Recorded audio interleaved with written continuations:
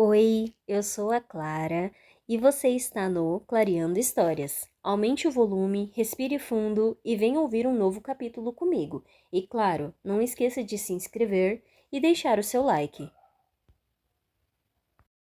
No meio da noite, capítulo 31. Sem dizer uma palavra, Russ confirma que estou certo. Sua expressão diz tudo. A tranquilidade de suas feições é uma confissão de culpa. Quando ele tenta falar, a raiva perpassa por seu corpo e me vejo esmurrando a porta. O movimento faz Russ se desequilibrar um pouco e entro correndo, lançando-me em sua direção. Ethan, que porra é essa? Eu me jogo com toda a força para cima dele no meio do vestíbulo, sem me importar que ele seja quase 10 quilos mais pesado do que eu e que toda essa diferença seja puro músculo. Eu agarro, resmungo e xingo, e consigo empurrá-lo pelo vestíbulo só porque ele está atormentado demais para revidar. Ele reage quando encosto no aparador ao lado da escada, as fotos de família molduradas tombando como peças de dominó. O estrépito desperta algo em Russ e ele começa a me empurrar. Primeiro com um forte encontrão, depois outro. Tento lutar contra ele, dando um soco em seu rosto. Com o braço esquerdo, Russ bloqueia facilmente meu golpe, ao mesmo tempo que usa o antebraço direito para acertar meu nariz. Solto um suspiro esganiçado enquanto minha visão fica turva como estética de TV. Em meio àquela confusão mental, percebo Russ me atacando novamente. A detetive Palmer se enfiando entre nós, eu colidindo contra a parede e deslizando por ela até cair no chão. Toco no meu nariz e percebo que está sangrando. Embora Russ tenha me acertado no rosto, dói em todos os lugares. No entanto, nada disso dói tanto quanto a traição que sinto. Por 30 anos, Russ não fingiu apenas ser inocente. Ele fingiu ser meu amigo. Ele poderia me espancar várias vezes e ainda assim não me causaria tanta dor quanto eu saber que era tudo mentira. Ping. O som irrompe do celular, enfiado no fundo do meu bolso. Eu ignoro, aturdido, furioso e magoado demais. Estou enxergando nítido o suficiente para entrever a detetive Palmer no centro do vestíbulo, com os braços estendidos como um árbitro no ringue. Todo mundo precisa se acalmar, exclama ela, o estrondo de sua voz fazendo a esposa de Russ sair do quarto do casal e ir até o topo da escada, sem titubear. A detetive mostra seu distintivo e diz: Polícia, por favor, fique onde está. Russ chama Jennifer, debruçando-se no corrimão para espiar o vestíbulo. O que está acontecendo? Cassandra Palmer olha para mim e para Russ. Também estou tentando descobrir. Eu estou bem, Jem, respondi Russ, olhando fixamente para mim. Ethan está apenas confuso. No fim do corredor, o filho de Russ, Benji, começa a chamar pela mãe. A detetive Palmer também ouve o menino e se dirige a Jennifer. Vai ficar com seu filho e não sai até eu dizer que está tudo bem. Jennifer obedece, às pressas, enquanto a detetive se vira para mim e Russ. Alguém pode me dizer o que está acontecendo aqui? Foi ele. Falar dor. Sinto dor em todos os dentes. Passo a língua por eles e sinto o gosto de cobre mais sangue. Foi ele que fez isso. O negócio da barraca funcionou? Pergunta ela. Desta vez, eu apenas faço que sim com a cabeça, assim dói menos. Você se lembrou? Assinto de novo. E foi ele que você viu? Foi o Russ, afirmo. Meu corpo estremecendo devido à dor no maxilar. Eu tenho certeza, ele cortou a barraca. Do outro lado do vestíbulo, Russ tenta se equilibrar, encostando-se no aparador em que eu o encurralei. Espero que, pelo menos em parte, eu tenha causado essa instabilidade. Você tem que entender, argumenta ele. Eu não estava em pleno domínio das minhas faculdades mentais naquela época. Então você admite? Pergunta a detetive Palmer. Sim. Ping. Meu celular apita de novo, mas mal noto enquanto pergunto com um urro de frente para Russ. Por quê? Porque você sempre estava com Billy, você nunca quis ser meu amigo. Ele era meu melhor amigo. Sim, você fazia questão de deixar isso bem claro. O celular apita mais uma vez. Ping. O som é abafado pela voz de Russ. Você não faz ideia de quanto tenho sofrido desde aquela noite, diz para ele. Você? E como acha que eu me sinto? A raiva me faz levantar na marra enquanto penso em tudo pelo que passei nos últimos 30 anos. A culpa, a insônia, o sonho. Sei que isso também magoou você, afirma Russ. E sei que tem passado por momentos difíceis desde que a Cláudia morreu. Dou alguns passos no vestíbulo para atacá-lo, mas sou interceptado pela detetive Palmer. Preso, no aperto surpreendentemente forte da policial, encaro Russ. Não coloque a Cláudia nessa história. Não ouse. Você ainda tem uma esposa, você tem um filho. Eu não. Além disso, eu não matei o Billy. Você o matou. Ao ouvir a acusação, Russ cambaleia. Peraí, é isso que você acha? Eu nunca toquei no Billy. Mentira, retruco, soando como se tivesse 10 anos de novo e tentasse convencer Billy de que fantasmas não existem. Você o matou. A detetive Palmer levanta a mão para me silenciar. Então você está me dizendo que cortou a barraca e depois simplesmente foi embora?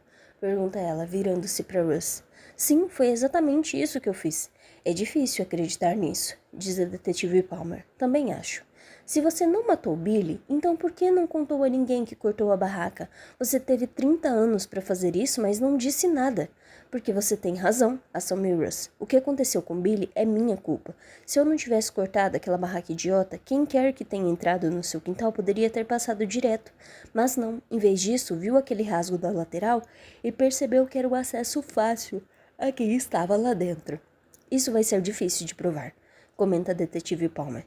Bem, é verdade. Você tem alguma prova? O que aconteceu com a faca que você usou para cortar a barraca? Russ dá de ombros. Não sei. Bem, isso é realmente difícil de provar.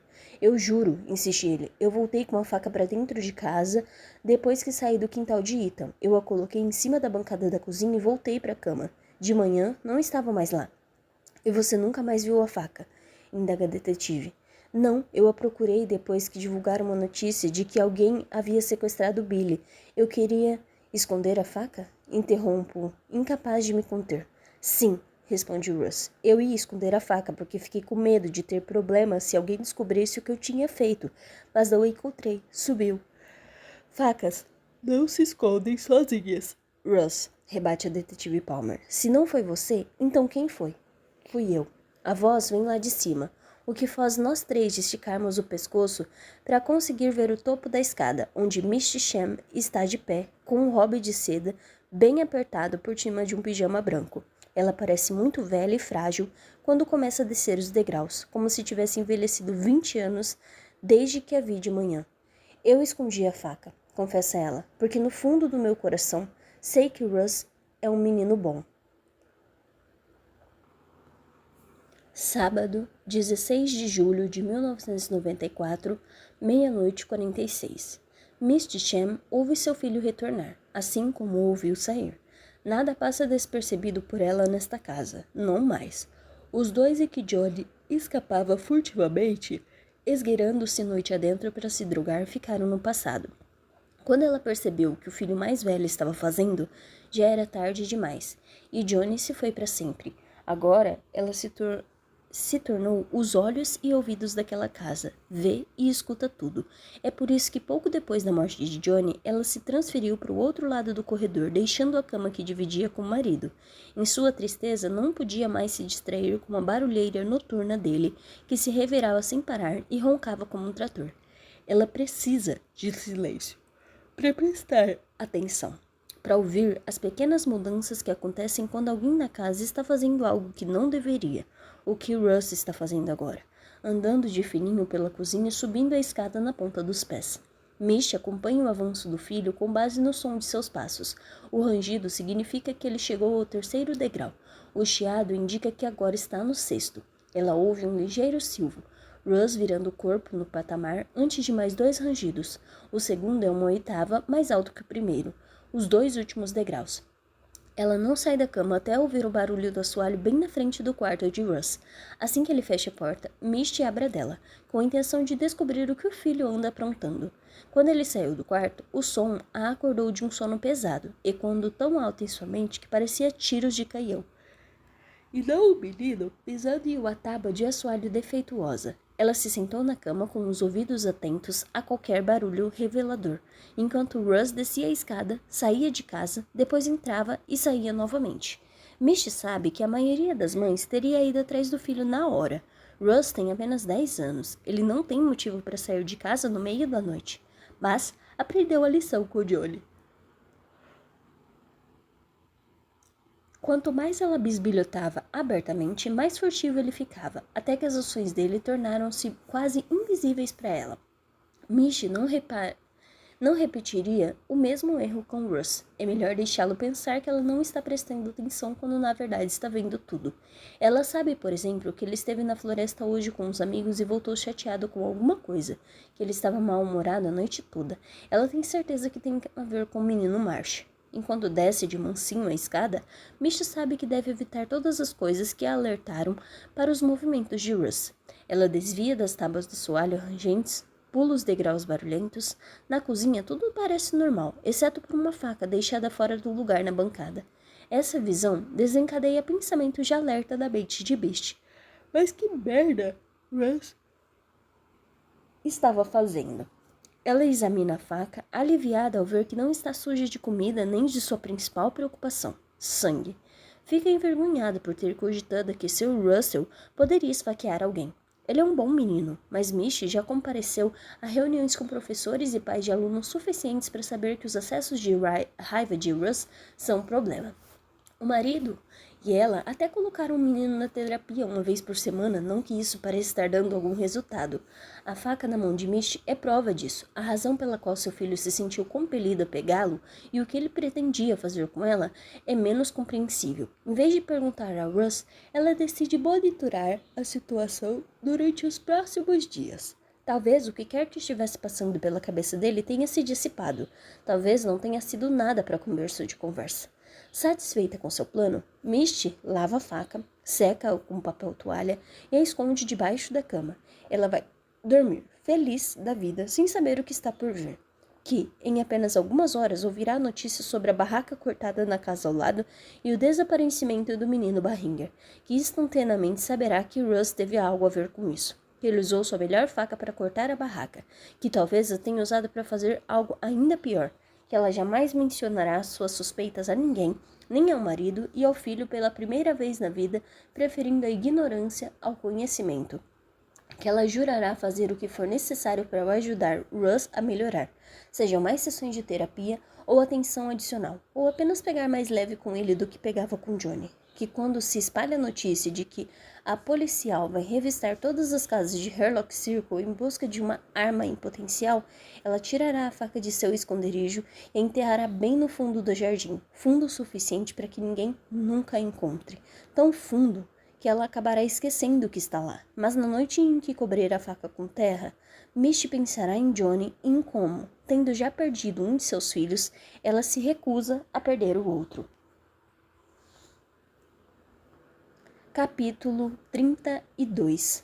As luzes da viatura que transporta Russ lançam um brilho multicolorido sobre Hurlock Circle.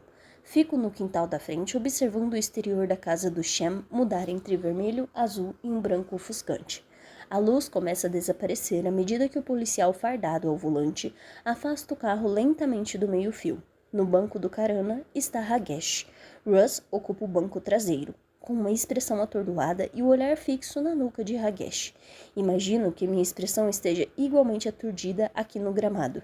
Em estado de choque e exausto, com sangue ainda secando em minhas mãos e camisa, sempre achei que quando eu descobrisse o que realmente aconteceu com Billy, ficaria aliviado, que o peso do fardo da ignorância seria tirado dos meus ombros, que com o encerramento viria, enfim, a cura, mas o que sinto é apenas tristeza. Em vez de ter perdido um amigo, agora perdi dois, pois não consigo acreditar que Russ tenha simplesmente cortado a barraca e ido embora, como ele disse. É muito conveniente, muito dependente da ideia de que outra pessoa entrou no gramado e viu uma oportunidade perfeita para levar Billy. As chances disso ser verdade são de 1 em 1 bilhão. À frente da viatura da polícia está o carro da detetive Palmer, que assume as rédeas do que certamente será mais uma noite longa. Seguindo esses dois veículos está um Honda SRV, transportando as duas senhoras Chan, Jennifer e Mitch. Nenhuma das mulheres olha para mim quando o carro sai da garagem. A única pessoa no veículo que reconhece minha presença é Benji, relegado ao banco de trás, tal qual seu pai. Ao contrário de Russ, Benji está virado e olha para o para-brisa traseiro, oferecendo um único aceno antes de o carro sair de Hurlock Circle. Ao vê-los partir, não consigo deixar de pensar que acabei de arruinar a vida de Benji. Irônico, levando em consideração que seu pai arruinou a minha 2 vezes. Primeiro ao entrar na barraca e levar Billy, depois por fingir durante 30 anos que não fez isso. Assim que os 2 carros desaparecem, volto minha atenção para o restante de Hurlock Circle. Outros moradores saíram para assistir ao drama que se desenrolava. Os pais de Hagesh, Mitch e Depka estão parados na frente da garagem, 2 portas adiante. Fritz e Alice Van Devere observam da varanda. Todos me avaliam com olhares acusatórios. A culpa é minha. Não consegui parar de remexer no passado, e agora a vida em Hurlock Circle está tumultuada outra vez. Não sou mais bem-vindo aqui. Assim que o Patel e os Van Devere retornam para dentro de suas respectivas casas, alguém sai da residência que fica entre as duas. Ashley. Ela deixa a porta da frente aberta enquanto saem disparada pela rua sem saída. Há um tom agitado em sua voz quando ela chama meu nome. Ethan, você viu Henry? Não, digo, pego de surpresa pela pergunta.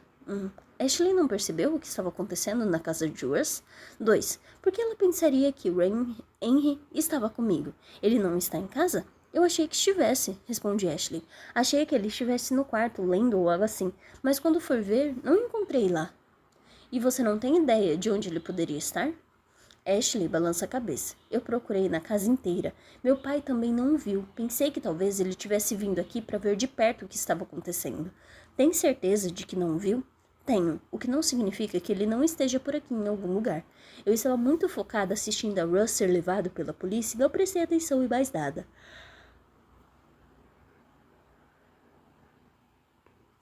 Há uma boa chance de eu ter deixado a presença de Henry passar despercebida enquanto o menino vagava pela rua sem saída. Ele deve estar por aqui em algum lugar, afirmo, subitamente me lembrando-me dos pings do meu celular emitiu quando eu confortava Russ. Foram 3 notificações sonoras sobre atividades registradas no quintal. Provavelmente todas eram obras de Henry. Acho que sei onde ele está, comento, enquanto pego o celular e abro o aplicativo da câmera. Como era de se esperar, há 3 fotos novas. Toco na primeira e vejo uma imagem de Henry indo até a barraca, flagrado no meio do caminho com um livro da série Goosebumps no mão. Ele fita a câmera com um olhar de culpa e preocupação. Uma criança que sabe que foi pega fazendo algo que não deveria, mesmo que seja algo tão inocente quanto fugir para ler a luz de uma lanterna em uma barraca no quintal. A única pela qual ele deveria se sentir culpado é deixar a mãe preocupada. Mostro a imagem para Ashley, que solta um suspiro de alívio. Graças a Deus. Me desculpa por surtar daquele jeito. É totalmente compreensível. Seguimos para o quintal, contornando a lateral da casa pela frente da garagem, perto do portão. Nosso movimento aciona a luz de segurança, que se acende com um clarão assustador. Não me passou despercebida essa longa e estranha semana ter começado com essas mesmas luzes se acendendo em Hurlock Circle. Agora que chegou ao final, tudo parece confuso, um sonho, se não o sonho. A polícia na casa de Russ começa Ashley com calma. Tem algo a ver com Billy? Tem. Confirmo, sabendo que essa única palavra não chega nem perto de contar a história completa. O quintal está umbril, exceto pela luz acesa dentro da barraca, a lanterna de LED que faz a barraca laranja brilhar como uma fogueira. Visualizo Henry lá dentro, esticado no saco de dormir, segurando o livro perto da lanterna para conseguir ler melhor. É só quando Ashley se aproxima da barraca que percebo que há algo de errado na cena. Ashley, peraí. Mas é tarde demais. Ela já está a poucos metros da barraca, passando na frente da câmera. O celular na minha mão apita quando eu recebo a imagem estética da ação que se desenrola bem na minha frente. Ashley diante da barraca, abrindo a porta, espiando lá dentro enquanto diz: Venha, Henry, vamos... Ela para de falar, processando o que eu já sei. Se Henry estivesse dentro da barraca, teríamos visto sua silhueta. Mas não há nenhuma silhueta, nenhuma sombra. Apenas a luminosidade desobstruída de um interior completamente vazio, exceto por um fino livro aberto, com as páginas viradas para baixo. Ele não está aqui, declara Ashley, o terror de volta em sua voz. Ela prescuta o quintal, sacudindo a cabeça como um pássaro assustado. Até seus movimentos lembram os de um pássaro, um bater de braços desesperados e desamparado. Henry, chama ela, noite adentro. Não vamos nos desesperar, digo, embora consiga sentir o terror avolumando-se dentro de mim também. Sou atingido por uma estranha sensação de déjà vu, como se tivesse me teletransportado para 30 anos atrás. Sinto o mesmo aperto de medo no peito que me ocorreu na manhã em que acordei e descobri que Billy havia desaparecido. Com esse sentimento, vem a confusão, a incerteza e um desespero borbulhante que sei que logo atingirá o ponto máximo se eu não tomar uma atitude. Corro até Ashley, acionando a câmera da trilha, ouço o clique praticamente imperceptível quando o aparelho tira uma foto minha, seguindo pela notificação quase instantânea no meu celular. Ping. O som faz com que eu me lembre das 2 notificações a mais que recebi enquanto confrontava Russ. Como uma das imagens mostrava Henry entrando na barraca, pode ser que as outras o mostrem saindo e indique para onde ele foi. Levanto o celular e verifico o aplicativo, passando pelas fotos mais recentes. Quando chego àquela que estou procurando, minhas pernas quase cedem. O que foi? Pergunta Ashley. O que está vendo? Estico o braço para que ela veja na tela do aparelho o que a câmera captou. Uma figura escura vestindo um moletom com capuz, provavelmente um homem, abrindo a abertura na lateral da barraca para poder entrar. Ashley emite um grito sufocado, o que me deixa com medo de olhar a imagem seguinte. Meu dedo indicador treme incontrolavelmente quando o deslizo sobre a tela.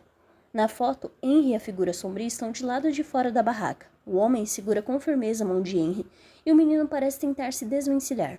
É possível ver no rosto de Henry uma expressão de relutância no instante em que ele olha para a câmera, sabendo que ela enviará imediatamente a imagem para o meu celular. Um plano brilhante da parte dele. E teria funcionado se não fosse pelas 2 coisas que deram errado.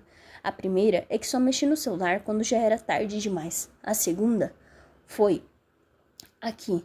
O olhar fixo de Henry para a câmera fez o homem ao seu lado se dar conta dela também. O homem se vira para a câmera de trilha também, seu rosto ligeiramente borrado pelo rápido giro de sua cabeça. Ai, meu Deus! Grita Ashley, quando mostra a ela. Quem é esse homem? Examino o rosto dele, chocado ao perceber que é semelhante ao de uma foto que já vi centenas de vezes. E embora a imagem envelhecida por meio dos softwares de progressão de idade da Russ não tenha acertado em cheio, a semelhança familiar é a próxima o suficiente para que eu consiga reconhecer com clareza a pessoa que minutos atrás estava neste mesmo quintal. Mas não é uma imagem de Billy que estou olhando. É do irmão dele.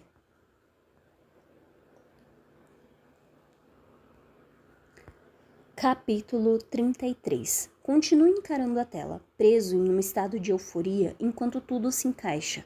É lógico que não era o fantasma de Billy assombrando a floresta. Não era seu espírito jogando bolas de beisebol no quintal e escrevendo no meu caderno. Não era Billy que Vance Wallace via correndo pelo quintal. Algo que eu deveria ter percebido desde o início, pois Vance nunca pronunciou o nome de Billy. Ele sempre se referia ao menino Barringer. Andy Barringer, em carne e osso, fingindo ser seu irmão morto por razões que não consigo nem começar a entender. O fato de eu ter sido tão enganado consumiria minha mente, se não fosse por vários outros pensamentos mais urgentes. Primeiro, Andy está aqui, não sumido nem nada, e sim aqui, em Herlock Circle, e está aqui há dias, pelo menos desde o dia em que os restos mortais de Billy foram encontrados na cachoeira. Sei disso, pois foi na manhã seguinte que a primeira bola de beisebol apareceu no meu gramado, desencadeando essa série de acontecimentos. Ele sequestrou Henry, fato que me traz de volta à ação. Começa a atravessar o quintal em direção à floresta. Acho que sei onde ele está. Eu poderia até dar mais detalhes a Ashley, mas é complexo demais para explicar. Neste momento, preciso que ela confie em mim e acredite que eu sei o que estou fazendo. E aparentemente, ela acredita, pois está bem atrás de mim enquanto avançamos aos trancos e barrancos por entre as árvores. A escuridão se fecha ao nosso redor assim que pisamos na floresta. Ilumina o chão à nossa frente com a lanterna do celular. Ashley faz o mesmo, e o solo da floresta é um borrão na luz forte. Ele está na cachoeira, não está? Deduz Ashley. Sim, confirme, pois na minha cabeça é o único lugar para onde Andy iria. É onde desconfio que ele esteja se hospedando esse tempo todo. Penso na caminhada que fiz até lá, a porta aberta do celeiro, as pegadas na terra, até a lata de atum. Todos os sinais de que alguém estava instalado sem permissão no terreno do Instituto Hawthorne. Além disso, Billy foi encontrado lá. Aquele foi seu local de descanso por 30 longos anos e solitários. 30 longos e solitários anos. Parece óbvio que tudo isso leve àquele lugar, amaldiçoado, com certeza, tão absoluta que parece quase inevitável. Ashley e eu não conversamos enquanto avançamos pela floresta. O barulho está muito alto. Os insetos aqui não cantam, mas gritam. O som estridente e frenético soa como 1000 sirenes enquanto apontamos as lanternas para o chão à frente, observando nossos passos, focados apenas em chegar à cachoeira o mais rápido possível. Quando alcançamos a estrada na metade do caminho, nem eu nem ela nos detemos para conferir se algum carro passando. São segundos preciosos que não podemos nos dar ao luxo de desperdiçar. Simplesmente irrompemos da floresta como nadadores emergindo da água para recobrar o fôlego antes de mergulhar de volta do outro lado. Pouco depois disso, as luzes se fixam em algo à nossa frente. O muro, com um ar ainda mais sinistro à noite. Damos uma guinada à direita para chegarmos ao buraco. E me enfio primeiro e Ashley vem atrás, com uma respiração tão pesada quanto a minha, as baforadas quentes na minha nuca. Do outro lado do muro, o barulho noturno da floresta junta-se ao som distante da água, que fica mais alto a cada passo que damos. Assim que o ruído abafa todos os outros sons, sei que estamos chegando. Abrindo o caminho por entre as árvores mais dispersas, aponto a lanterna do celular para o afloramento rochoso e o clarão ilumina 2 pessoas. A primeira é Andy Barringer. Ele é o maior do que todas as fotos da câmera de trilha sugerem. Não apenas mais alto, como também mais largo, robusto. Uma compleição construída pelo trabalho braçal e não por uma academia. Seus olhos são grandes, redondos e atentos, iguais aos de uma coruja, e dão a ele um aspecto sobrenatural, quase assustador. Andy dá um passo para o lado, revelando Henry na beira do precipício. Ali o menino parece muito pequeno, muito indefeso. Suas mãos estão amarradas uma na outra como uma corda, dando a horrível impressão de que alguém sendo obrigado por piratas a andar na prancha. Henry, grita Ashley, assim que vê o filho. Como se tivesse tomado uma descarga elétrica, o menino volta bruscamente à vida. Mãe? Estou aqui, meu bem, diz ela, enquanto começa a correr na direção dele. Eu a puxo e sussurro em seu ouvido. Espere, não sabemos o que Andy planeja fazer. Na beira do abismo, ele envolve os ombros de Henry com o braço, o que pode ser para impedi-lo de cair ou para impedi-lo de escapar. No escuro é difícil dizer. Minha única certeza é de que Andy não está interessado em Henry. Seu verdadeiro alvo sou eu.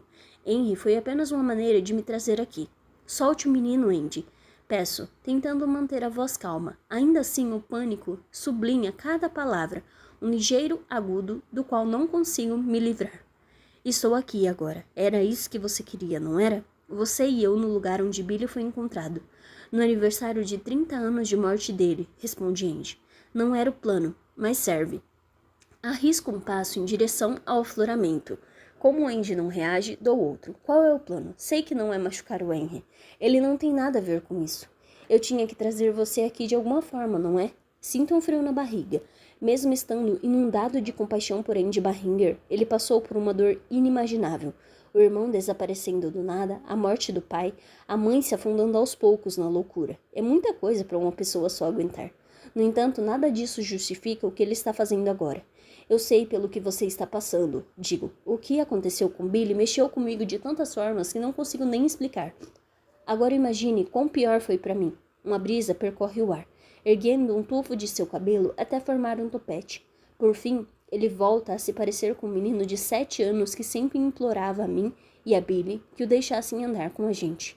Billy era seu amigo, mas não era seu irmão. Você não sabe como é ter alguém que você ama, alguém que você admira, alguém que era uma presença constante em sua vida e, de repente, essa pessoa desaparecer.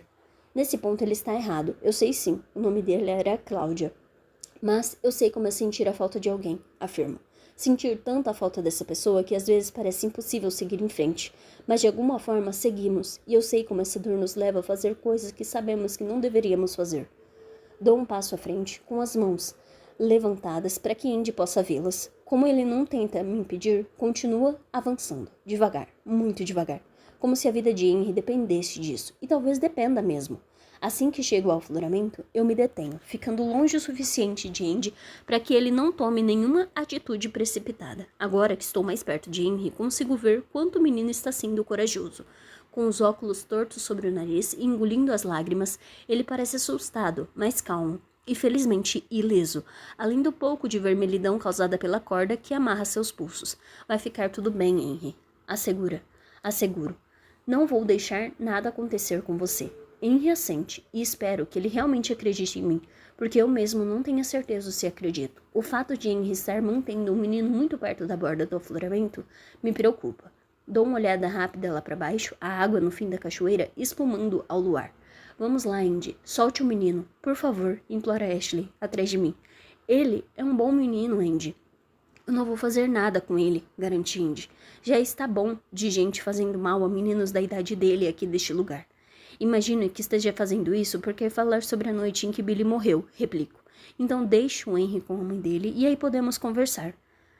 Andy aperta o braço em volta dos ombros de Henry. Ou também podemos conversar com ele aqui. Tudo bem, digo sem escolha. Quando você soube que encontraram o corpo de Billy aqui? Não muito depois que aconteceu. Uma ex me contou. Uma das enfermeiras da minha mãe. Eu me lembro de Hagesh mencionar que a polícia, supondo que os restos mortais encontrados na cachoeira eram de Billy, tentou dar a notícia à família dele na hora. Hagesh contou que a enfermeira tentou entrar em contato com Andy, mas não sabia se ele havia conseguido encontrá-lo. Agora sabemos que sim. Assim que ela ficou sabendo, me mandou uma mensagem, continua Andy. Ela não sabia onde eu morava ou o que estava fazendo. Acontece que eu estava morando bem na divisa do estado, na Pensilvânia, trabalhando numa fazenda. Eu pedi demissão e vim para cá. E para minha surpresa, você também estava aqui. Desde então, eu estou à espreita. Essa é uma descrição adequada de suas ações, pois Andy passou a maior parte da semana se escondendo na floresta, observando. Agora sei que ela era a pessoa sombra captada pela câmera de trilha, provavelmente agachado perto da floresta. O que não consigo entender é por quê. Se ele quisesse conversar, poderia ter se revelado. Em vez disso, continuou esgueirando-se entre o Instituto Hawthorne e meu quintal, com a bola de beisebol na mão na maioria das vezes. Por que as bolas de beisebol? Indago. Andy sorri. A terceira era do Billy. Eu a guardei comigo todos esses anos. As outras foram compradas na loja do seu amigo Russell. Ele mesmo as passou no caixa e nem me reconheceu. Se você a jogou no quintal para atrair minha atenção, o plano funcionou. Eu queria mais que isso, revela Andy. Que nem agora. Você precisa fazer mais do que só falar. Você precisa se lembrar. Pelo menos quanto a isso, eu tinha razão. Posso ter me enganado sobre quem estava por trás de tudo, mas o objetivo era me fazer lembrar daquela noite. Eu sei inclusive o porquê. Eu me lembro da manhã em que a senhora Barringer entrou no meu quintal, arrastando Andy atrás dela, implorando para que eu me lembrasse. Nunca parei para pensar enquanto isso afetou em tão tenra idade, como isso ficou marcado em sua memória, como isso arruinou seu jovem cérebro. Não precisamos do Henry para isso, afirmo. Pelo visto precisamos sim, já que jogar bolas de beisebol no seu quintal, como Billy costumava fazer, não funcionou, e já que invadir a droga da sua casa usando a chave da minha mãe não funcionou, ficou claro que eu precisava agir de forma mais drástica. Andy puxa Henry para si, como se fossem grandes amigos, mas o brilho em seus olhos é tudo menos amigável. Mas eu me lembrei, conto. Estou surpreso que você ainda não saiba, já que tem me vigiado. De repente, sem aviso, Andy solta Henry, que se desequilibra com um súbito movimento, cambaleando em direção à cachoeira.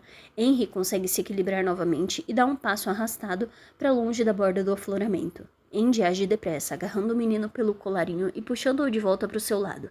Me conte, ordena Andy. Vou contar, digo, e faço um gesto com a cabeça na direção de Henry, assim que eu tiver certeza de que ele está em segurança. Andy volta a pousar o braço nos ombros de Henry, dessa vez apertando-o com mais força ainda. Não, agora. Foi o Rushem, solto. Ele cortou a minha barraca e depois fez mal ao Billy. Atrás de mim, Ashley arqueja, e eu me dou conta de que ela também não sabia. Tenho certeza de que a presença da polícia na casa de Russ a fez suspeitar, mas é diferente ouvir a confirmação em alto e bom som. O irmão de Billy, no entanto, não fica nem um pouco surpreso. Em vez disso, adota uma expressão cética. Não, retruca Andy. Rushem pode até ter cortado a barraca, mas eu acho que foi outra pessoa que matou o Billy. Dou um passo hesitante na direção dele. É a curiosidade que me atrai para mais perto. Por quê? Porque eu estava lá, do lado de fora daquela barraca. Andy me lança um olhar, desafiando-me a duvidar dele. E ouvi o que você disse para o meu irmão. Sábado, 16 de julho de 1994, meia-noite e 47. Andy acorda de um sono agitado e leve, com a sensação de que não dormira nada. Os eventos daquela noite continuam repassando em sua mente, um lembrete tão forte quanto as folhas de grama ainda presas na sola de seus pés. Ele sentiu a grama gelada entre os dedos, enquanto caminhava em direção à cerca viva entre o quintal de sua família e o dos Marsh, um quintal que ele começou a vigiar depois que sua mãe o mandou para a cama, e um quintal que ele visitou depois que ela se recolheu. Andy foi autorizado a ficar acordado depois de sua hora de dormir porque sua mãe sabe que ele tem se sentido excluído durante todo o verão. Não há crianças de sua cidade em Hurlock Circle, o que o obriga a passar esses intermináveis dias sem aula brincando sozinho enquanto Billy pode perambular por onde bem entender com Ethan. Acontece que 1 hora a mais de televisão não é o suficiente para Andy. Ele quer estar presente e participar das coisas, assim como seu irmão. O fato de Billy nunca o deixar ir junto nem lhe contar sobre o que tem feito lhe parece injusto. Andy também quer ter experiências, viver aventuras, mesmo que seja apenas de forma indireta. Então, se ele não tinha autorização para acampar, poderia pelo menos aproveitar para observar Billy fazendo isso. Graças à localização de seu quarto, que fica no canto do segundo andar e com uma janela voltada para a floresta e a outra com vista para a lateral do quintal dos Marsh, ele conseguia ver a barraca laranja de Ethan e a maneira como ela brilhava feito uma chama quando a lanterna lá dentro se acendia. Dava para ver até as silhuetas dos dois meninos, borradas e indistintas. Observando-os, Andy começou a imaginar o que estavam fazendo, sobre o que conversavam, como eram mais velhos e ter um melhor amigo. Ele continuou refletindo por um bom tempo depois que a barraca ficou às escuras, e quando ela voltou a reluzir como um inesperado triangular de luzes na noite de julho, ele não conseguiu resistir à curiosidade. Então, saiu de fininho da casa e atravessou a cerca viva de um quintal para o outro. Andy não planejava ficar lá por muito tempo, embora seu pai estivesse viajando e sua mãe dormindo. Ele sabia que corria o risco de brigarem com ele caso fosse flagrado do lado de fora àquela hora da noite. Ele queria apenas um vislumbre da vida de Billy, e de Ethan também, a vida de qualquer menino mais velho que ele lhe parecia enorme e limitada. No entanto, conforme foi se aproximando com uma cautela da barraca, Andy começou a suspeitar de que estava equivocado, porque Billy e Ethan estavam discutindo e suas vozes soavam abafadas e assustadas, principalmente a de Ethan, pois dizia coisas que deixaram Andy chocado. Besteirada do cacete, esquisito, aberração. O chocante não eram as palavras em si. Mesmo aos 7 anos, Andy já tinha ouvido um bocado de palavrões. O que abalou foi a maneira como Ethan falou. Havia uma maldade nas palavras que Andy nunca havia associado ao garoto. Ele não gostou nem um pouco. Ainda mais da última parte.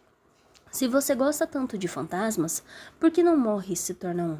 Quando se afastou da barraca e começou a voltar correndo para casa, Andy ouviu a voz do irmão, sem saber que seria pela última vez. Hakuna Matata, cara. Relaxa, cara. Mas Andy não consegue deixar de se preocupar enquanto se vira na cama.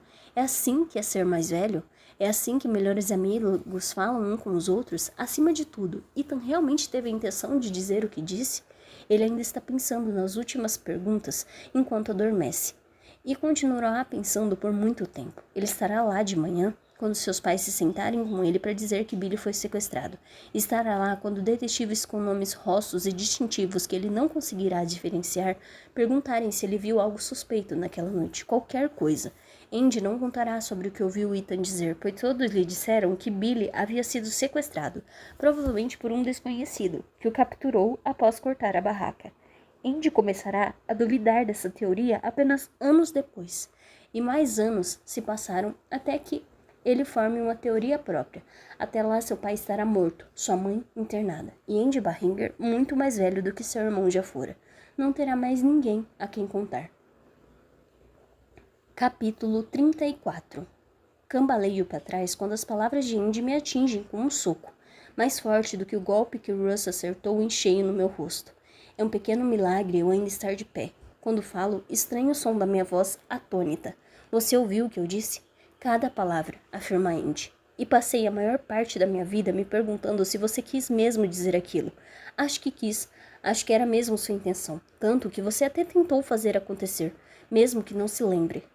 Estendo o braço, agarrando o ar, desejando que fosse algo tangível com o qual eu pudesse me firmar. Porque agora eu entendo tudo. Andy quer que eu me lembre sim, mas a outra coisa que ele quer que eu confesse. Você acha que eu matei o Billy? Você é a única pessoa que poderia ter feito isso. responde Andy. Eu nunca teria feito mal a ele. Eu o amava. Mas eu ouvi você, berra Andy, salivando, saliva voando de sua boca. Eu estava no seu quintal naquela noite, bem do lado de fora daquela barraca. Eu ouvi as coisas que você disse, que ele era uma aberração. Você disse para ele morrer. Não tinha nada a ver com amor, Ethan. Foi puro ódio. Não foi. Frustração, imaturidade, crueldade. É isso que quero dizer. Mas de nada adianta, porque o que disse a Billy naquela noite foi horrível. Pior ainda, foi imperdoável. Saber que outra pessoa ouviu faz com que a culpa esmague meu peito, com tanta força que acho que minha caixa torácica vai desabar com tamanha pressão. Eu não deveria ter falado aquelas coisas, sei disso, e passei 30 anos desejando poder retirar tudo o que eu disse.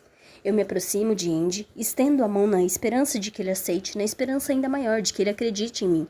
Mas eu não quis dizer nada daquilo, e é claro que eu não matei o Billy. Andy pondera, as engrenagens de sua mente girando dentro daqueles olhos grandes e assustadores. Então meneia a cabeça. Talvez isso faça você contar a verdade. Ele pega Henry pela cintura em um movimento suave e surpreendentemente rápido, levanta o menino do chão e o segura na borda do afloramento. Não! Grita Ashley, correndo em direção a eles. Eu giro e seguro os ombros dela, forçando-a a desviar o olhar da visão de Henry, se balançando indefeso nos braços de Andy.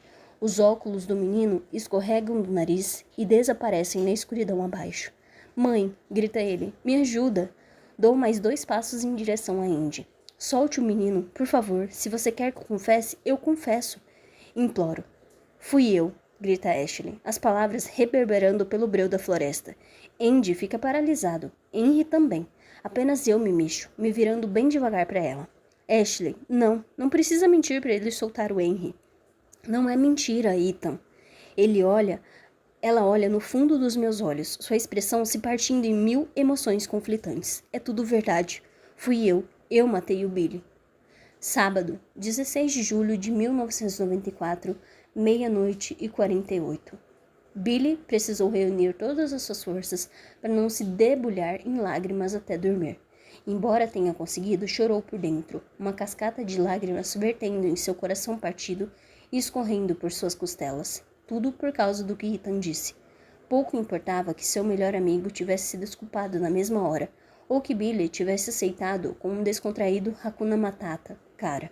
Ambos sabiam que uma coisa horrível tinha sido preferida na barraca naquela noite, e que nenhuma desculpa reverteria isso. Não significava que Ethan e ele não eram mais melhores amigos, mas algo tinha mudado e não havia como voltar atrás. Fato que fez Billy se sentir triste e solitário como nunca. Ainda assim ele dormiu, pelo menos por um tempo. Durante a noite, acordava vez ou outra para fora, olhava para fora, adormecida de Ethan, e olhava para a forma adormecida de Ethan na barraca, consumido por uma desesperada vontade de sacudi-lo, acordá-lo e fazê-lo jurar novamente que não teve a intenção de dizer aquilo. Assim como lutou para conter as lágrimas, Billy pelejou contra essa vontade e voltou a dormir, voltando a acordar alguns minutos depois, ardendo com o mesmo desejo suplicante. Da última vez que acordou, não chegou a abrir os olhos. No saco de dormir ao lado, Ethan se remexeu, levando Billy a pensar que também estava acordado. Ele cogitou dizer o nome do amigo, as 5 letras chegaram a se formar em seus lábios, prestes a se tornarem reais. Então ele ouviu algo, um farfalhar na grama do lado de fora da barraca. Em seguida, fez-se um som que Billy não reconheceu, algo tão estranho que o manteve paralisado de terror, fechando os olhos com força. Shhh! Ao lado dele, Ethan se virou novamente. Será que ele também tinha ouvido? Billy queria ver se Ethan estava acordado, mas continuava com muito medo de abrir os olhos. Minutos depois, Billy ainda estava com os olhos fechados, mas agora sentia um vento no rosto, uma lasca de frescor cortando o interior abafado da barraca. A sensação de se sobrepuja o medo, deixando-o curioso bastante para finalmente abrir os olhos. É quando ele vê um longo corte na lateral da barraca. Billy fita o rasgo, sentindo-se surpreso, confuso e cerca de 1000 outras emoções. A que mais se destaca, no entanto, é o espanto. Para ele, apenas uma coisa poderia ter causado o rasgo: um fantasma. Um tipo de fantasma que até então não conhecia, um tipo não mencionado em seu livro gigantesco. Não é surpresa alguma para Billy que um espírito misterioso e raro esteja vagando por esta floresta. É claro que estaria. Ele se lembra do que o Sr. Hawthorne lhe disse. Existem fantasmas em todos os lugares, se você souber onde procurar. Billy sabe, eles estão bem aqui. Enquanto espia pelo buraco na barraca, procurando por sinais do espírito que o acortou, Billy percebe que não está com medo, e nem deveria estar. Se o fantasma, qualquer que seja, pretende machucá-lo, já o teria feito. Em vez disso, Billy desconfia de que a visita tem outro propósito, e isso deixa curioso. Ele desliza para fora do saco de dormir e passa rapidamente pelo corte na lateral da barraca. Atravessar o rasgo parece especial de alguma forma, monumental, como se ele estivesse renascendo. Billy dá alguns passos em direção à floresta e então para. Ele não sente tristeza, já esqueceu a maior parte do que Ethan disse a ele. Billy só se lembra de algumas palavras-chave: esquisito, aberração. Ele não culpa Ethan por chamá-lo dessas coisas, afinal é verdade, Billy é esquisito. Ele é uma aberração, e por isso que Billy acha que o fantasma veio atrás dele. O fantasma sentiu que Billy é um espírito semelhante, um irmão de alma, e veio até aqui para anunciar que ele não está sozinho, que existem outros como ele. E Billy sabe exatamente onde procurá-los. No Instituto Hawthorne, um lugar para onde ele pode voltar quando quiser. É por isso que Billy avança sem fazer barulho até o início da floresta. Ele nem se lembrou de calçar o tênis quando saiu da barraca. Agora é tarde demais para voltar e buscá-los. Pode acabar acordando Ethan e então Billy terá que explicar o que aconteceu e para onde está indo. Não é uma boa ideia. Embora não seja uma caminhada curta até a cachoeira e o instituto, dá para ir, mesmo descalço. Antes de se embrenhar mais na floresta, Billy se permite um breve olhar de relance para trás em direção à barraca de Ethan e à própria casa. Ele não tem certeza de quando retornará a qualquer uma delas, ou se retornará. Billy não tem ideia do que os fantasmas reservam para ele. Quando enfim se afasta de sua casa e de seu melhor amigo, não é com medo, tristeza ou arrependimento, mas com carinho. Ele é grato por cada um dos momentos que passou com seus amigos e sua família, porque esses momentos o trouxeram até aqui. Billy começa a abrir caminho pela mata, ansioso para descobrir o que espera do outro lado. Está tão ansioso que quando chega à estrada que corta a floresta, não percebe os faróis que surgem ao longe no horizonte, ou o carro que vem disparado na escuridão, ou a adolescente ao volante, nervosa, pois está muito tarde e ela não deveria estar dirigindo, não sem habilitação, não depois de ter bebido tanto que não consegue pensar direito. À medida que o carro se aproxima, Billy anda até o meio da estrada, com os olhos focados apenas em seu destino e em como, quando ele chegar lá, será enfim aceito. Capítulo 35. Foi um acidente. O olhar desnorteado cruza o semblante de Ashley, como se ela não quisesse dizer isso, como se não fosse ela falando, e sim outra pessoa forçando as palavras a saírem de sua boca. Um ventríloco, um demônio. Mas agora que está falando, e agora que Andy colocou Henry de volta no chão firme do afloramento rochoso, ela não se cala. Mesmo que eu não queira ouvir nada. Preciso que você acredite em mim, prossegue ela, me encarando, mas dirigindo-se a todos nós. Eu nunca teria machucado Billy de propósito. Simplesmente aconteceu. E eu sinto muito, muito mesmo. Ela profere as palavras mais rápido agora, em um torrente de confissão. Um relato de como ela foi a uma festa de sua amiga Tara, dirigindo o carro da mãe, apesar de ainda não ter carteira de motorista. De como Tara ficou com um cara chamado Steve Amberst e Ashley ficou pé da vida e foi embora sem a amiga, de como ela ficou levemente embriagada, mas não bêbada, porque uma pessoa bêbada não se preocuparia em desviar da polícia pegando apenas ruazinhas secundárias para chegar em casa, de como uma dessas ruas era a que cortava a floresta, de como ela estava fisando fundo no volante, nervosa com a possibilidade de ser pega pelos pais, prestando mais atenção no relógio do painel do carro do que na estrada em si, de como talvez ela estivesse bêbada, e essa é a razão pela qual ela não viu um cervo no meio da estrada e o atropelou.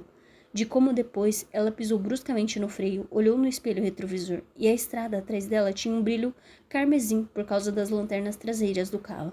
De como ela desafivelou o cinto de segurança, devagar, e saiu do carro. Devagar, e deu a volta no carro. Devagar, e viu que não era um cervo que ela tinha atingido.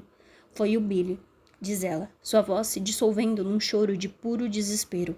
Quanto mais Ashley fala, pior a história fica. Cada palavra traz uma pontada de dor ao meu peito, como pregos sendo martelados em meu coração. Ela nos conta que avistou Billy em algum arbusto na beira da estrada e soube na hora que ele estava morto. Ela nos conta que gritou, depois chorou, depois acejou até o lado dele e o embalou no colo e disse a ele que sentia muito, muito mesmo. Fiquei lá, Assim, por 1 hora, afirma Ashley, agora aos prantos, as lágrimas escorrendo sem parar. Fiquei esperando o tempo todo que algum carro passasse e parasse para ver o que eu tinha feito. Eu desejei que isso acontecesse, eu rezei por isso, mas ninguém apareceu. Éramos só Billy e eu. Ashley continua o relato. Ela esperou mais tempo, pegou um cobertor na mala, enrolou o corpo, esperou mais um pouco, ponderando sobre suas opções, todas ruins. Eu tinha 15 anos, estava bêbada, dirigindo sem habilitação e tinha acabado de matar alguém. Diz ela, seu tom amargurado, deixando claro que ela se odeia por cada um desses pecados. Eu sabia que minha vida acabaria, e que a do Billy já tinha acabado, e por mais que eu não pudesse salvá-lo, eu sabia que ainda havia uma chance de me salvar. A história de Ashley termina com ela sóbria e carregando Billy até a cachoeira. Não foi fácil, mas ela era forte, e o corpo de Billy era leve como uma pluma. O amanhecer se esparramava pela floresta quando ela chegou à queda d'água, onde aumentou o peso do cobertor, enrolando algumas pedras e empurrou Billy pela mesma torrente onde estamos agora. Depois, fui para casa e contei aos meus pais que eu tinha pegado o carro emprestado e atropelado um cervo. Eles gritaram comigo e me deixaram de castigo. E eu nem liguei, porque sabia que a polícia encontraria o corpo de Billy e viria me prender. Era só uma questão de tempo até que todos soubessem o que eu tinha feito, e que eu era um ser humano horrível. Mas Billy nunca foi encontrado e a polícia nunca veio. E essa foi a pior parte. Saber que eu matei aquele menino doce e inocente estava saindo impune, porque ser pego é fácil. O difícil é viver sozinho com a culpa. É pior do que qualquer prisão. Vocês não têm ideia de quantas vezes eu quase confessei, de como eu só queria me livrar da culpa, mas então Henry apareceu, e eu sabia que teria que viver com isso, pelo bem do meu filho. Andy solta Henry, o menino quase esquecido. Em vez de correr até a mãe, Henry fica imóvel onde está, com os olhos voltados para seu tênis. Andy sai do lado dele e se aproxima de Ashley, como se pretendesse bater nela ou fazer coisa pior. Ashley se prepara para o que quer que esteja por vir, fechando os olhos e enrijecendo o corpo. Faça o que quiser comigo, continua ela. Mas, por favor, não machuque meu filho. Ele é a única coisa boa que eu fiz na vida. Andy pousa a mão no ombro dela. O toque a assusta e a faz engolir em seco. Obrigada, diz ele. Em seguida, Andy desaba no chão e cai no choro. Vou até ele, coloco os braços em volta de seus ombros e choramos juntos. 2 homens aos prantos por tudo o que perdemos, enquanto ao mesmo tempo nos livramos do pesado fardo que carregamos por muito, muito tempo. Eu sinto muito, lamenta Ashley, outra vez. Eu causei tanta dor a vocês. Ao contrário de Andy, não consigo expressar apreço por Ashley. Quem dirá gratidão, porque muitas pessoas foram feridas pela atitude dela. Todos em Hairlock Circle, desde Billy até seu próprio filho, Henry, enfim, levanta a cabeça. E percebo que não importa quanta confissão de Ashley tenha me destruído, é 2 vezes pior para ele. Seu olhar está atordoado, como se o garoto tivesse acabado de levar um soco. Eu até pensaria que ele está em choque, não fosse pelo seu semblante de absoluta tristeza. Ver isso machuca minha alma. A meu ver, nenhuma criança deveria ter que passar pelo que ele está passando agora. Henry, sussurra Ashley, com os braços estendidos. O menino não responde. Ashley se aproxima. Meu bem, por favor. Henry balança a cabeça, dá um passo para trás, perde um equilíbrio. Por um momento, tudo desacelera, fica mais alto, entra em foco. O barulho de pedras cedendo sob os pés de Henry, o balançar de seus braços enquanto ele tenta recuperar o equilíbrio, o som que Ashley começa a fazer ao meu lado. Em parte, arquejo, em parte, grito. A maneira como meu coração, já acelerado, começa a martelar no peito, então meu corpo, paralisado com todo o restante, entra em ação. Músculos se flexionam, braços e pernas se esticam.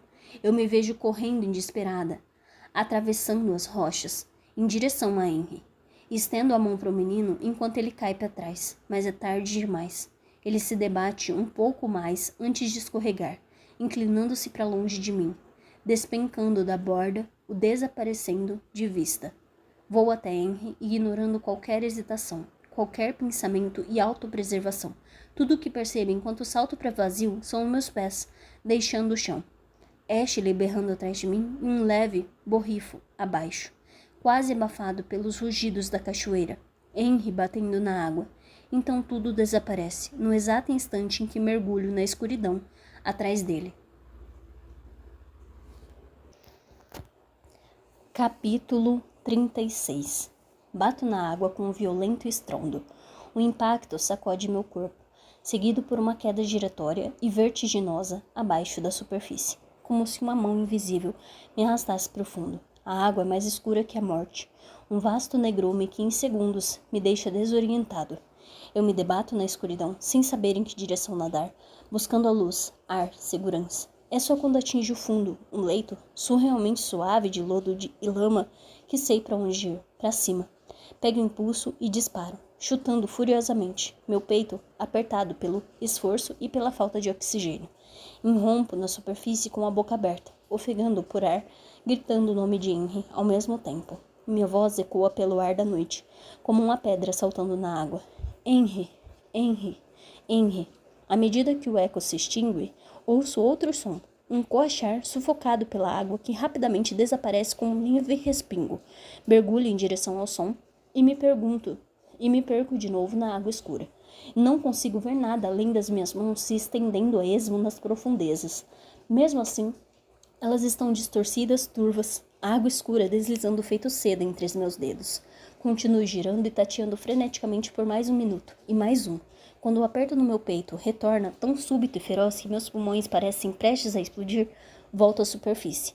Pego mais um pouco de ar e mergulho outra vez. Afundo tão rápido e para tão longe que de repente não consigo dizer onde é para cima e onde é abaixo. Nado em direção ao que julgo ser a superfície, surpreso quando bato no fundo lamacento do lago. Inverto o rumo, me lançando para cima, mas esbarro novamente na lama e no lodo. A única coisa em que consigo pensar é em Henry fazendo a mesma coisa, desorientando, aterrorizado e preso debaixo da água, enquanto seu peito vai se apertando tanto quanto o meu está apertado agora. A pressão é tão agonizante que temo que meus pulmões explodam. Sei o que essa sensação significa. Estou ficando sem ar, o que significa que Henry também está. Se é que o ar dele já não acabou de vez. Imaginá-lo à deriva nas profundezas, com os pulsos ainda amarrados, à beira da morte, me faz chutar e agitar os braços na água escura, sem pensar mais em nada. De repente, algo aperta minha mão. O toque é leve como uma pluma, quase reconfortante. O aperto imediatamente me acalma e me vejo sendo puxado para frente. Permito-me ser levado pela água, pensando que deve ser Henry, que ele me encontrou, em vez do contrário. Porém, quando estico meu outro braço, pegando na água turva na minha frente, não sinto nada. Não há literalmente nada ali. No entanto, o aperto suave e insistente perdura. A mão de um desconhecido segurando a minha. Percebo que é a mão de um menino. E não é de um desconhecido. Billy. Sei que é ele, pois sua presença está em todo lugar. A sensação é exatamente a mesma de quando ele estava vivo. Pacífica, feliz e gentil. Não é Henry. Não é uma alucinação. É Billy Barringer, meu grande amigo, finalmente me reencontrando. Desde que ele continue me guiando, sem saber para qual direção estamos indo, mas confiando que esta seja certa. Talvez ele esteja aqui para me levar para cima, rumo à segurança. Talvez esteja aqui para me levar para a vida após a morte. Seja o que for, eu aceito. Billy continua me puxando, mais rápido agora. Nosso destino logo à frente. Então eu irrompo na superfície, o ar da noite me dando um tapa que me põe atento e em alerta. Nadando no mesmo lugar, eu ofego por ar enquanto agarro a mão invisível que me trouxe até aqui. Só que ela não está mais lá. Ergo minha mão para fora da água e a encaro, flexionando os dedos na luz branca. Billy se foi. Na luz fraca. Billy se foi. Mas de repente Henry aparece, atento à minha presença, pelejando para permanecer na superfície. Eu puxo para meus braços, verificando se há sinais de ferimentos. Você se machucou? Chocado demais para responder, o menino consegue apenas balançar a cabeça. Você está bem? Digo, tranquilizando. Nós dois estamos bem. Mergulho novamente, desta vez para encaixar meu corpo no espaço entre os braços amarrados do menino. Quando volto a emergir, ele está nas minhas costas, com os braços presos em volta do meu pescoço. Assim que nos ajeitamos, nessa posição segura, embora estranha, nado até a margem do lago, e só paro depois de arrastar nós dois para a terra firme. Enquanto desamarro os pulsos de Henry, olho para os cantos sombrios ao redor da cachoeira, esperando por um vislumbre de Billy. Não o vejo, é claro, porque não consegui vê-lo quando estava sendo resgatado. Simplesmente senti sua mão na minha e soube que era ele. Somente agora, enquanto aguardo um novo resgate, é que a dúvida se insinua de mansinho. Achei que já tinha visto o fantasma de Billy antes, e fico provado que eu estava errado. Talvez eu também esteja equivocado agora. É mais provável que tenha sido apenas uma forma de lidar com o que presumi que seria minha morte. Sei que esse tipo de coisa acontece. Pessoas que afirmam ver parentes que já faleceram há muito tempo, dando-lhe as boas-vindas à vida após a morte, logo antes de serem puxados de volta para o mundo dos vivos. Quando estou começando a tender para a hipótese da alucinação, Henry pergunta: Senhor Macho, aquele menino também ajudou você? Sinto meu coração palpitar. Que menino? Aquele que me tirou da água. Embora seja possível que ambos tenhamos vivenciado alucinações semelhantes de quase morte, é também incerto, sobretudo porque ainda não há explicação para como consegui encontrar Henry nas vastas e escuras águas do lago. Por isso, escolho acreditar que havia outra força em ação, uma mão benevolente que me guiou para longe das profundezas e para o lado de Henry. Sim, respondo. Ele me ajudou, mas ele não é um menino qualquer. É meu amigo. O nome dele é Billy. Quarta-feira, 31 de dezembro de 2025, 23h55. Flocos de neve, grandes e úmidos, caem nas janelas enquanto Ethan espera dar meia-noite.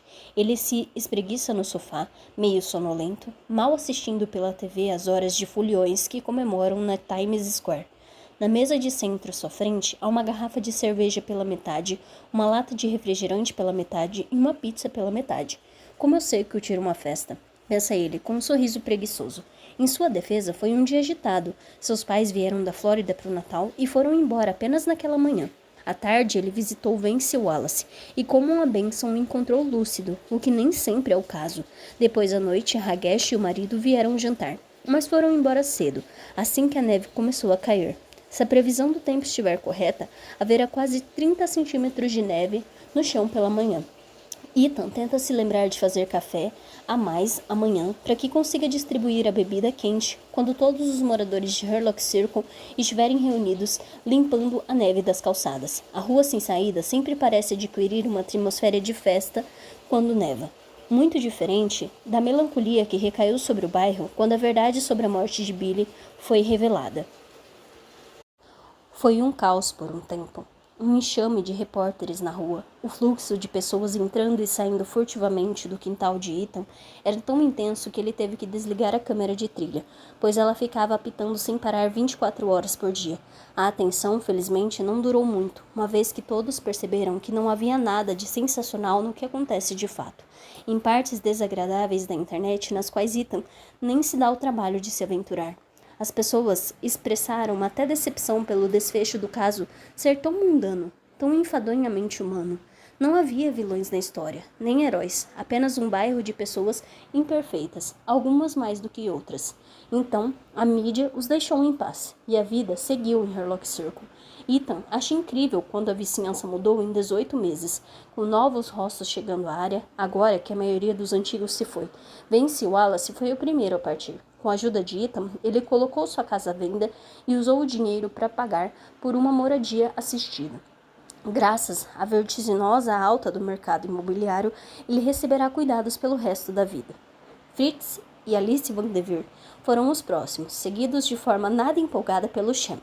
Russ alegou que estavam se mudando, pois precisavam de mais espaço depois que o segundo filho nasceu, uma menina. Jennifer e ele a batizaram de Hannah. Pode até ser que a justificativa tenha um fundo de verdade, mas Ethan suspeita que ele próprio teve algo a ver com a ida da família. Quando ficou claro que Ethan havia decidido permanecer de vez em Hurlock Circle, Russ decidiu mudar de ares. Ethan e Russ não são mais amigos, nem inimigos. Eles existem naquele estranho espaço onde muita coisa foi feita e dita um ao outro para que não se afastassem. Ainda assim, Ethan lhe deseja tudo de bom e espera que Russ faça o mesmo por ele. Quando a Indy Barringer, Ethan o viu 2 vezes desde aquela noite na cachoeira. Uma vez quando Billy foi enfim enterrado ao lado do pai e 6 meses depois, quando Mary Ellen Barringer se juntou a eles. Tendo escapado por pouco de uma acusação de sequestro, graças a algumas súplicas de Ash e a detetive Palmer, que pela primeira vez na carreira fez vista grossa, Indy está fora do radar outra vez. Mas sua antiga casa foi enfim vendida, tornando-se a 4ª residência em Hurlock Circle a mudar de dono. Em breve serão 5, porque no jantar, horas antes, Hagesh disse a Ethan que seus pais colocariam a deles à venda na primavera. Quando isso acontecer, Ethan Marsh se tornará o último morador original de Herlock Circle, um desdobramento que ele nunca, jamais esperou. Mas tem sido bem ver novas famílias, mas tem sido bom ver novas famílias se mudando e dando vida ao lugar, todas com filhas entre 6 e 16 anos. Há até um menino na casa ao lado com a mesma idade de Henry, e melhor ainda, a mesma curiosidade intelectual. Os dois passaram a maior parte do verão juntos, coletando insetos, identificando plantas e lendo o número alucinante de livros da série Gossip Bumps. Para Ethan, ver Henry florescer é a melhor mudança de todas. Ele estuda na mesma escola particular onde Ethan dá aula e também tem amigos lá, além de ser adorado pela bibliotecária, a senhorita Quinn, que talvez tenha uma quedinha por Ethan. Antes das férias, ela perguntou se ele queria sair para tomar um café algum dia. Ethan disse que sim, mesmo depois de Henry informá-lo de que sair para tomar um café é um código para um encontro amoroso. Ethan não sabe ao certo onde foi que o menino ouviu isso, assim como não tem certeza se quer mesmo saber a resposta. Como ele está? Pergunta Ashley, toda vez que liga para Ethan, pontual como um relógio suíço. Toda quinta-feira à noite, uma ligação a cobrar do Centro Correcional para Mulheres, Edna Mahan. Ele está ótimo, responde Ethan, todas as vezes. E é verdade. Demorou um pouco para Ethan aceitar o que Ashley fez. Tem dias em que ele ainda sente certa dificuldade, e uma explosão de raiva o atinge de forma tão avassaladora que o deixa ofegante. Ele achou surpreendentemente fácil perdoá-la por ter matado Billy. Foi um acidente. Ashley não tinha intenção de machucá-lo, e desde então ela deixou bem claro o seu remorso. É a dissimulação que Ethan ainda não consegue superar. Todos teriam sido poupados de muita dor se Ashley, em vez de fingir, simplesmente tivesse confessado imediatamente e não esperado 30 anos. Por outro lado, se ela tivesse feito isso, não haveria Henry. E Ethan não consegue imaginar sua vida sem o menino. No sofá, observando a hora se aproximar, cada vez mais da meia-noite, Ethan pensa naquela noite na cachoeira. Ele pensa nisso com frequência. Henry e ele ficaram caídos à margem do lago enquanto policiais e equipes de resgate chegavam à área num baita alvoroço. Entre eles a detetive Cassandra Palmer e Hagesh Patel.